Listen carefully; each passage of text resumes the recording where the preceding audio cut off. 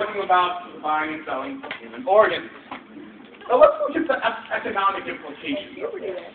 You see, there's one category of people that will most likely be the main people who purchase and sell organs: the homeless.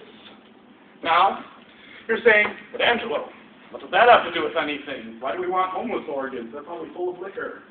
Well, I say this. 3 outcomes. 3 can come from homeless people selling their organs. Outcome number 1. They sell their organs quite irresponsibly, like, oh, I don't need 2 lungs. They sell them, all legal, all good to sell them, and, well, they die. Second way this could occur. The homeless people sell their organs responsibly so that they live, but spend all their money on alcohol, which isn't good if you just had major surgery, so they die. Or 3, they sell their organs in a responsible way, get money, don't spend it on booze, and buy a house. So all 3 of these situations end with no more homeless people. Either they're dead or they have a house. So clearly this bill solves the homeless crisis. I mean, and that is rampant in America nowadays. And some other unintended consequences of the homeless people going away. 1, all funeral directors will get vastly increased business due to the massive influx of bodies.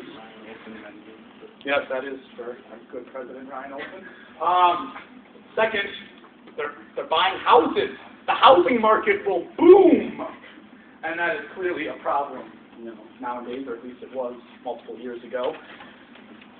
And if they're buying houses, just think, property tax. So the government is directly benefiting from this bill. What do I have time-wise? You are so good for 349 cents. Do you want to take over? Sure. Taking. Ladies and gentlemen, at this Congress I stand to tell you a story of supply and demand. So on this topic that we must converse, I said, why not do it all in poetic verse? Though this imagery might be a little bit tart, I want you all to imagine a heart. And imagine you had none to bear, and transplanting one was rather quite rare. You see, no one would give you away one for free, but here in imagination lies the key. Now I want you all to imagine a wad of cash. See, now to the doctor you all will now dash. The opposition may be telling you lies about how it's illegal to go sell your eyes, but with this bill, you soon will see, there really aren't that many problems for you and me. Before you sell, some doctors will view to make sure your organ functions like new. See, with this tax report sold, the sale of organs will be controlled. But Arun, how much before will these organs go? Well, that's just up for the market to show. The market price is yet to be seen, but then you'll know how much you can get for a spleen. Think what a happy world this will be when we can sell organs, yes, you and me. The market set prices, yes, even the elderly will act like they're young. All you must do is sell them your lungs. You might ask about the patient's right, but that is a topic for another night. If you look at this in an economic sense, our nation's wealth will soon be immense. The waiting list has increased 10,000-fold, with more being added in numbers untold. But what if we spiced it with a wee bit of money? The list will now shrink, just watch and see, sonny. My wordplay strikes with shock and awe about how this bill will help the bourgeois.